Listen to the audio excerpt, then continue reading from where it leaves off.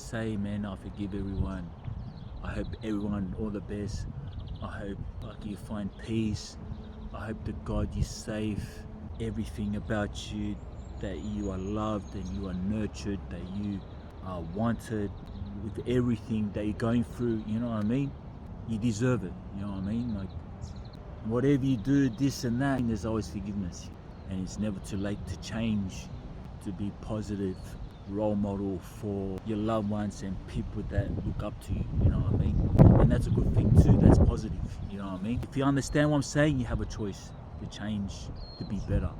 There's no need to be hard, there's no need to show off, there's no need to fit in, to be cool, you know what I mean, to a stranger that you don't know. It just doesn't make sense to me. Yeah, sorry, I know what negative looks like, I know what fucking fucked up and, you know what I mean, death looks like. So